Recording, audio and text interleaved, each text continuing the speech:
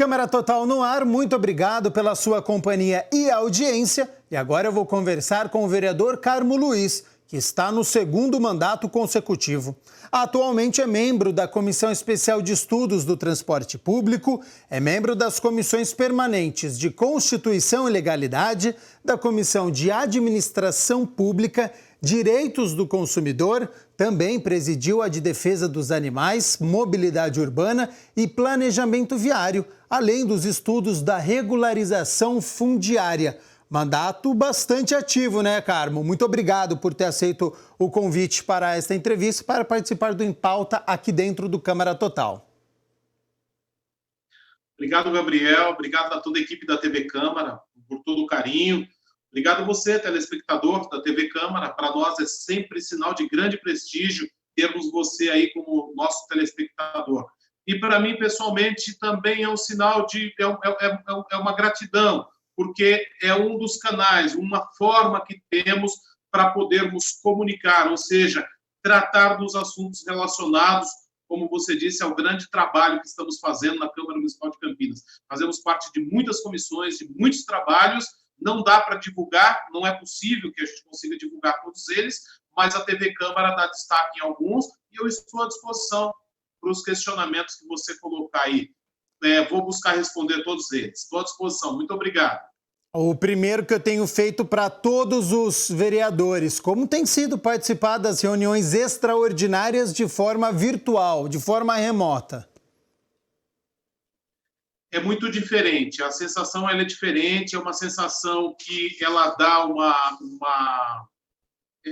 você se posiciona muito diferente, ela se alonga demais, por incrível que pareça, ela se alonga. Hoje as reuniões que antigamente duravam 2 horas, hoje duram 4, 5 horas, e isso, contudo, cada um tentando ser coerente e falar o menos tempo possível, mas está sendo bem extenuante, não a reunião em si, a reunião extraordinária, que é um dos trabalhos do vereador, mas as muitas reuniões através do Meet ou através do Zoom durante todo o dia. Às vezes você encavala uma reunião na outra, como é o caso mesmo dessa que nós estamos participando aqui. Sai de uma e já entra em outra, então você já não tem mais aquele tempo do deslocamento, aquele rapport que normalmente existe entre as pessoas.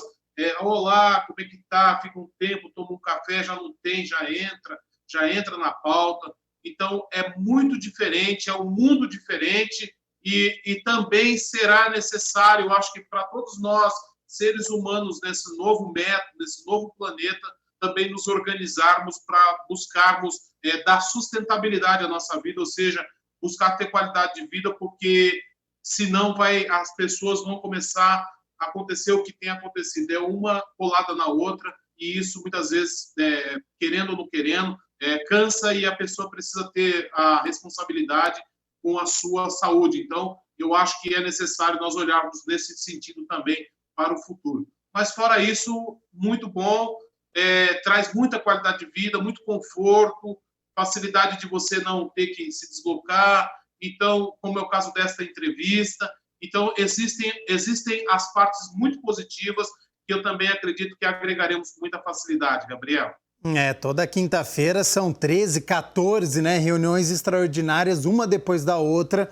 Então, realmente tem sido um grande trabalho de todos vocês.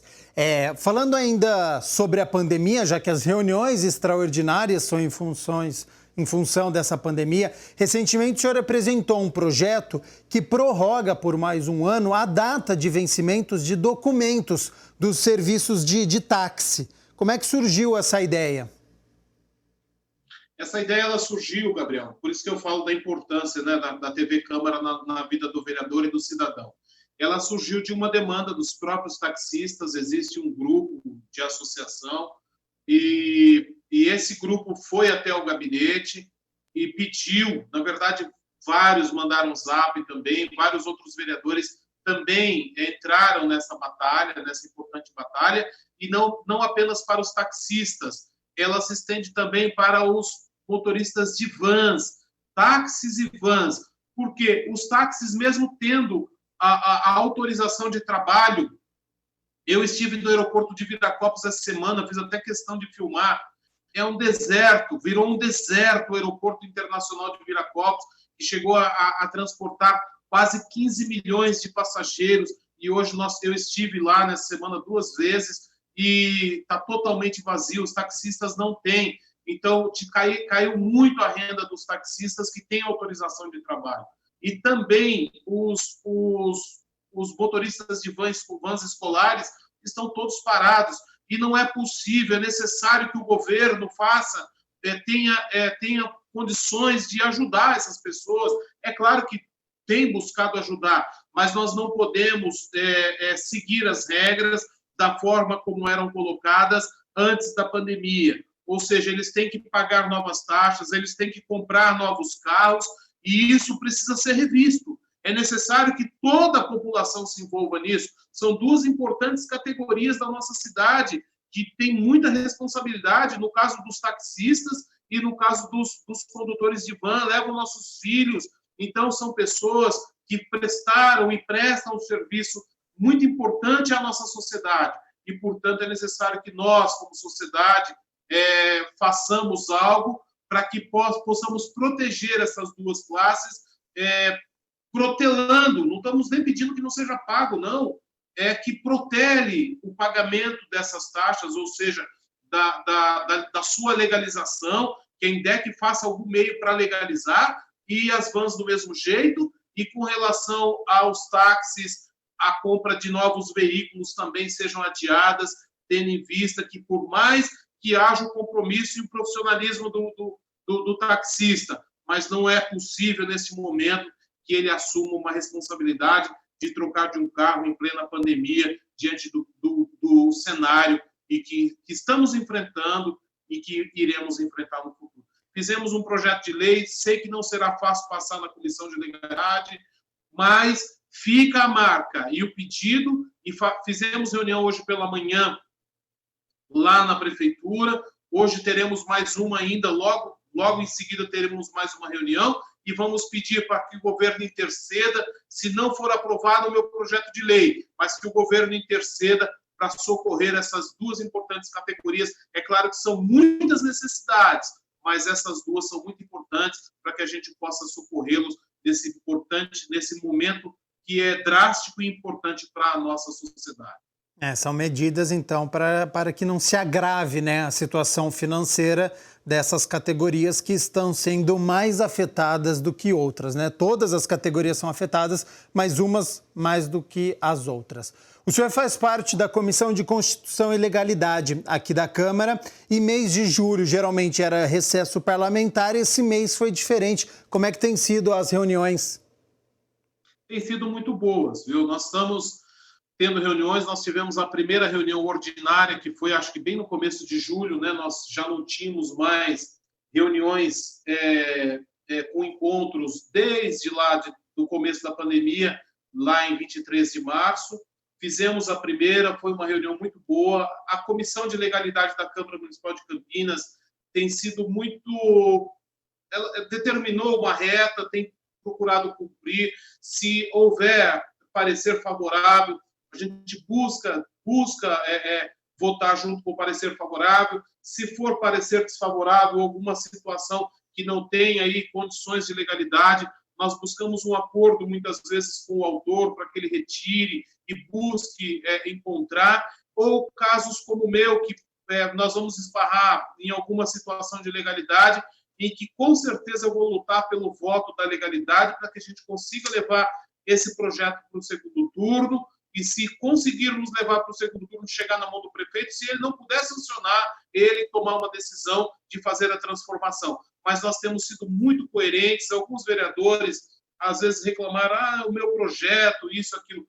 Não, nós temos buscado, acho que toda a comissão de legalidade tem buscado se pautar justamente no que determina na legalidade. Então, nós temos sido muito profícuos e tem sido muito bom. Contudo, às vezes as reuniões darem um pouco de trabalho, atrasarem, mas nós estamos conseguindo sim, graças a Deus. O senhor é membro da Comissão de Constituição e Legalidade e presidente da Comissão Permanente de Mobilidade Urbana e Planejamento Viário aqui da Câmara Municipal. E apresentou recentemente 2 projetos de lei para a área de transportes. O primeiro obriga a instalação em novos condomínios residenciais e comerciais de equipamentos de recarga para veículos elétricos. Qual que é a proposta, vereador? Então, é uma proposta que nós estamos olhando para o futuro, nós olhamos para o futuro. Eu estive em algumas cidades europeias onde eu percebi, em alguns condomínios, eu percebi que já existia a instalação de recarga elétrica. Então, como é uma tendência, acredito que uma tendência natural a partir de agora, acredito que a nossa sociedade começará a exigir, espero que comece a exigir veículos híbridos, veículos com combustíveis renováveis, ou alguma coisa que nós possamos deixar para o passado esse combustível fóssil que está destruindo o nosso planeta. Eu assisti uma reportagem essa semana, nós estamos vendo o nosso próprio julho. É só quem quiser, olha para o nosso julho. Nós estamos em pleno julho, com uma temperatura média 3, 4, 5, 7 graus acima do natural, do normal, e nós não estamos, e o nosso planeta está do mesmo jeito. É necessário que olhemos para o futuro e busquemos alternativas. É claro que eu não posso fazer leis que determine que sejam construídos, a Câmara Municipal não tem essa competência, nós não temos essa competência, mas temos a competência de fazer leis para as nossas cidades, e o que nós estamos propondo para as nossas cidades é que exista dentro dos novos projetos, ou seja, dos futuros projetos da nossa cidade, alguma coisa dentro do escopo do projeto que já comece a atender os cidadãos que começarão a ter os veículos híbridos ou com outro tipo de combustível, mas mais especificamente, nesse caso, os híbridos conduzidos à energia elétrica, que a concessionária também tenha a sua participação e organize a nossa cidade de forma que nós possamos, como sempre fomos uma cidade de vanguarda, quem sabe nesse ponto também sermos uma cidade de vanguarda no nosso Brasil. E eu quero que o senhor explique também o projeto que permite o trânsito livre para taxistas e motoristas de aplicativo devidamente cadastrados na prefeitura em ocasião dos grandes eventos na cidade. Então, nós temos a nossa proposta é que todas as pessoas que forem, porque quando trata-se de mobilidade urbana e quando olhamos, infelizmente, quando olhamos para a mobilidade urbana da nossa cidade, em que o cidadão não tem condições, não que ele não queira, talvez no futuro, em pouco tempo, 2 corredores importantes da nossa cidade serão entregues, o corredor BRT Campo Grande, o corredor BRT do Ouro Verde, e também o futuro, quem sabe, o futuro corredor BRT Viracopos, que é um processo, um projeto, um sonho de todos nós, que nós estamos cobrando muito forte, veementemente, a INDEC para apresentar um projeto. Não temos ainda na nossa cidade um transporte de qualidade. E o único transporte de qualidade que permite essa maior mobilidade, um dos modais, são os aplicativos e os táxis. Então, o nosso objetivo é que em eventos de grande quantidade, essas pessoas tenham preferência de entrada e saída e de ter maior facilidade para poder se conduzir e deixar os seus carros em casa, porque muitos desses eventos, agora não em época de pandemia, Sim. mas, por exemplo, festas de rodeio, que são grandes eventos, as pessoas muitas vezes vão em 5 no carro, 4, e muitos acidentes acontecem, e nós estamos aí fazendo uma proposta para incentivar as pessoas a usarem um outro tipo de sistema de transportes e incentivando, dando preferência a esses 2 módulos, esses 2 meios que temos, que será o futuro também, nós acreditamos que será um dos modais do futuro, mas que possamos fazer que eles tenham o trânsito livre, que tenham a capacidade de transitar com maior fluidez dentro da nossa cidade. O senhor tem trabalhado bastante também em torno da regularização fundiária na região do Campo Belo, incluindo iluminação e asfalto para aquela região. Quais benefícios que o senhor tem avançado junto com o Executivo? A regularização fundiária, Gabriel, e a todos os ouvintes, ela sempre foi uma bandeira muito importante para mim, porque a minha luta é uma luta já de muitos anos, ela vem lá de trás, e nós percebemos, ou sabemos, na verdade é óbvio, uma coisa óbvia, que a regularização fundiária ela é o primeiro passo da dignidade para quem mora em uma ocupação, em uma favela, em vamos dizer, uma comunidade muitas vezes que não foi organizada, ela não foi feita de forma organizada. E por incrível que pareça, segundo uma análise da Unicamp, uma pesquisa da Unicamp, em Campinas, nós temos, infelizmente, esta condição. Tem muitas comunidades irregulares, muitas comunidades que ainda não têm a regularidade em si, não tem, muitas vezes, energia elétrica, não tem iluminação pública, não tem asfalto, carece de educação. Muitas dessas comunidades têm carência de espaços públicos de lazer, as pessoas não têm espaços públicos de lazer, elas não têm acesso a isso, e a regularização fundiária é como se fosse a primeira limpeza do nome, ou seja, dar condições jurídicas para que essa infraestrutura chegue. Então, eu entendo que numa cidade em que muitas comunidades, nós temos quase 400 mil irregularidades na nossa cidade, por incrível que pareça. Então, é necessário que nós façamos um grande trabalho de regularização fundiária, mas que esse trabalho de regularização fundiária que será feito, vem sendo feito na cidade toda, com as grandes casas, com indústrias e empresas, mas que a regularização fundiária chegue onde ela mais precisa, nas comunidades e nas favelas, porque muitas vezes a energia elétrica tem lá um corredor, uma comunidade com ruas inteiras sem iluminação pública, porque a regularização fundiária não chegou, o jurídico da Coab não pode autorizar, a CPFL não pode fazer, a Sanasa não pode fazer, e nós vamos deixando as pessoas às margens da sociedade, não dando o direito que é natural, o processo natural, o direito de viver de forma digna. Então, a luta pela regularização fundiária, não apenas na região do Campo Belo, que é uma das maiores lutas,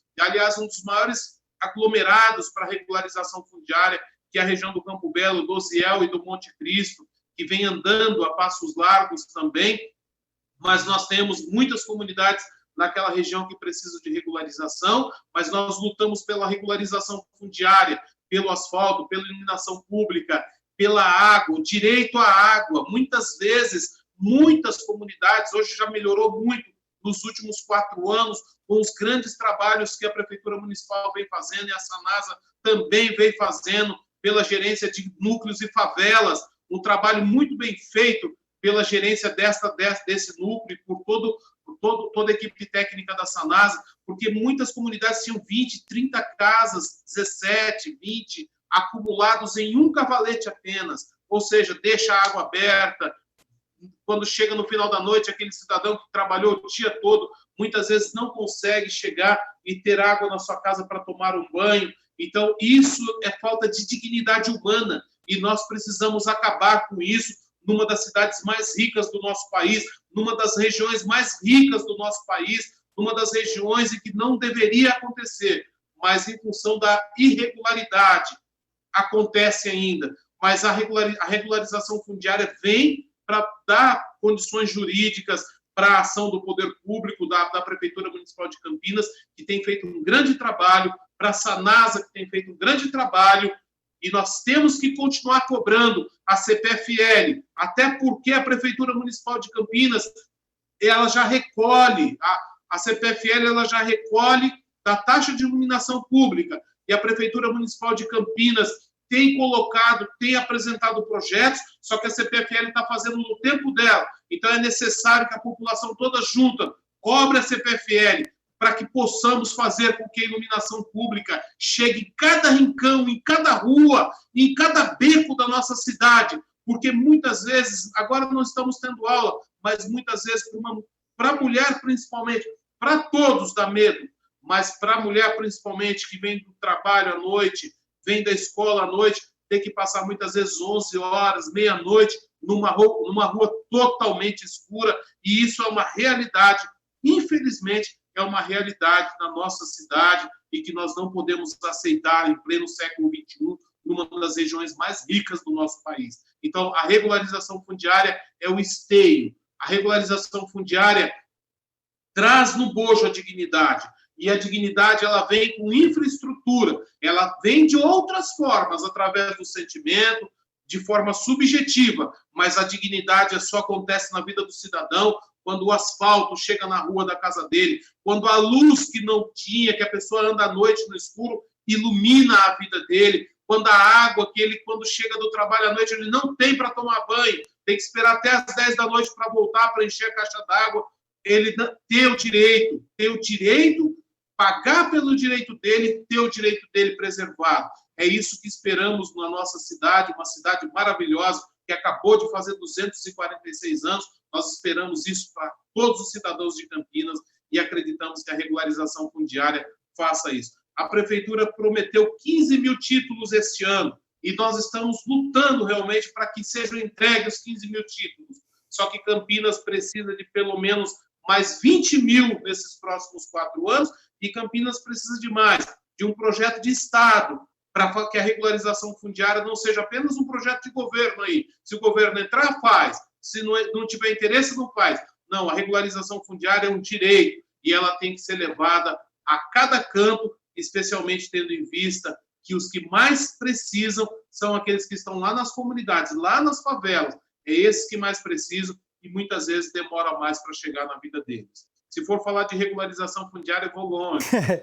É uma demanda muito grande, né, vereador? Como o senhor mesmo disse, são 20 mil famílias à espera e traz dignidade e é um direito assegurado a essas pessoas. Então a gente vai continuar acompanhando esse trabalho, porque a cidade de Campinas ainda tem muito a que fazer. E você falou sobre o medo das mulheres, né? O senhor protocolou uma moção de apelo ao governador João Dória para que ele sancione o projeto que foi aprovado na Assembleia Legislativa do Estado de São Paulo, que concede o auxílio emergencial às mulheres vítimas de violência doméstica. E, infelizmente, as agressões aumentaram nesta época, né, vereador? Infelizmente, nós estamos vivendo um momento muito terrível, nós perdemos mais uma menina essa semana de 18 anos, na frente da mãe e dos filhos. Gostaria até de deixar aqui o meu pesar à família e dizer que essa luta é uma luta de todos nós, não é uma luta do vereador, não é uma luta do fulano, do Beltrano, não é luta de toda a sociedade. É necessário que toda a sociedade se envolva e nós temos que mudar, temos que transformar a nossa sociedade para que o homem respeite a mulher. Só que até isso acontecer, nós precisamos protegê-las, porque o que acontece muitas vezes, e o que eu estou dizendo não é teoria, não, eu vivo dentro das comunidades, a minha área é farmácia, já vi muitas vezes as pessoas chegarem como última expectativa, última esperança, e pedir ajuda, olha, eu preciso de ajuda, mas a maioria das mulheres, há uma definição do quadro. O marido trabalha, ele que sustenta a casa, às vezes a mulher tem 2 filhos ou 3 filhos, é obrigada a sucumbir, é obrigada a se submeter à autoridade do marido, que muitas vezes é agressivo, passa nos bares, bebe, chega em casa, agride a mulher, agride os filhos, um lar totalmente perturbado, e a mulher é obrigada a viver sob essa escravidão durante, às vezes, a vida inteira, porque ela não conseguiu sair do jugo de um marido carrasco, de um marido ditador que controla o próprio salário, controla o salário para conseguir controlar a família, às vezes com brutalidade, com violência. Então, a mulher, às vezes, ela é agredida, é obrigada a voltar para a sua casa, aonde ela é agredida, porque ela não tem condições de subsistência. Então, fizemos uma moção apelando ao governo do Estado que subsidie essas mulheres, que dê condições a essas mulheres, pague essas mulheres, dê condições para que ela tome coragem e desvie o caminho dela e trace um novo caminho, uma nova trajetória para a sua vida e para a vida dos seus filhos. Nós apresentamos lá as condições, ela tem que apresentar algumas condições, isso já está dentro do projeto de lei, e nós fizemos um apelo ao governo do Estado para que ele realmente olhe para esta parte importante da sociedade que, infelizmente, vem sofrendo e muitas vezes não tem a quem recorrer, e se o governo agisse, que seja pouquinho, eu tenho certeza que milhares de vidas mudariam a sua trajetória, tendo em vista a coragem da mulher. Muitas vezes ela não consegue, porque não consegue mesmo, não tem força, não tem a capacidade de conseguir fazer a roda girar. Mas eu tenho certeza que se a mulher tiver uma casa para ela começar de novo com seus filhos, eu tenho certeza que ela bate a poeira e vai para frente e consegue vencer e passar por esse obstáculo. Infelizmente, a nossa sociedade está vivendo uma grande tragédia. É necessário que haja essa mudança, mas até que essa mudança aconteça, é necessário que atendamos especialmente as mulheres que são vítimas de agressão. É isso, Carmo. Queria agradecer muito a sua participação aqui dentro do Em Pauta no programa Câmara Total, e fica o convite aí para uma próxima oportunidade para a gente continuar conversando sobre os seus projetos. Eu que agradeço, Gabriel, agradeço, como eu disse, é uma oportunidade, nós falamos de alguns projetos aí, né? Algumas coisas, são muitos, graças a Deus, um trabalho bastante amplo, e para nós é sempre um grande prazer ter você aí do outro lado, ouvindo o nosso, aqui, nos assistindo, porque não valeria nada todo o trabalho que estamos fazendo, e agradecer toda a equipe da TV Câmara por nos dar essa oportunidade de falar com os nossos telespectadores e explicar para a população o trabalho que estamos desenvolvendo na Câmara Municipal de Campinas. Muito obrigado a todos vocês. Muito obrigado, então, ao Carmo Luiz. Nós vamos nos adaptando, né? No meio da pandemia, isolamento social, quarentena, mas as entrevistas vão acontecendo assim, de forma remota, virtual, mas o trabalho parlamentar sempre sendo visto aqui na TV Câmara Campinas. Vamos fazer o seguinte, mais um rápido intervalo e na volta tem mais assuntos aqui no Câmara Total. Não saia daí.